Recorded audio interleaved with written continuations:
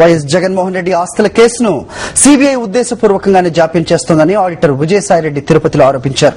CBI న్యాయబద్దంగా వ్యవహరించడం లేదంటూ ఆయన తీవ్ర స్థాయిలో మండిపడ్డారు. వైఎస్ జగన్మోహన్ రెడ్డితో పాటు తామంతా ఏ తప్పు చేయలేదని, అందరం నిర్దోషులుగా బయటకు వస్తామని ఆయన అన్నారు. రాజ్యాంగ వ్యవస్థలు రాజకీయ పార్టీల చేతుల్లో పావులుగా మారడం దురదృష్టకరమని చెప్పారు. తిరుపతికి వచ్చిన విజయసాయిరెడ్డి కుటుంబ సభ్యులతో కలిసి తుమ్మలగుంట కళ్యాణ వెంకటేశ్వర స్వామిని దర్శించుకున్నారు. అనంతరం వైఎస్ఆర్ కాంగ్రెస్ పార్టీ నేతలు చెవిరెడ్డి భాస్కర్ రెడ్డి, నారాయణ స్వామిలతో కలిసి మీడియాతో మాట్లాడారు.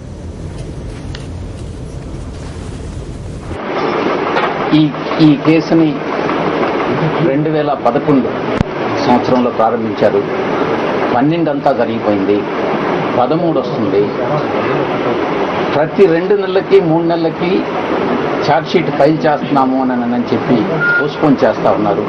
ఇది దురుద్దేశపూర్వకంగా, ఇంటెన్షనల్గా, ఉద్దేశపూర్వకంగా చేస్తున్నటువంటి ఆలస్యమే కానీ నాకు తెలిసినంత వరకు ఈ కేసులో ఛార్జ్షీట్ ఎప్పుడో ఫైల్ చేసి ఉండొచ్చు. ఇన్వెస్టిగేషన్స్ అన్ని కూడా పూర్తయినాయి అని అన్నటువంటిది నా ఉద్దేశం. ఈ జరుగుతున్నటువంటి ఆలస్యం అనేటటువంటిది ఉద్దేశపూర్వకంగా జరిగేది మాత్రమే.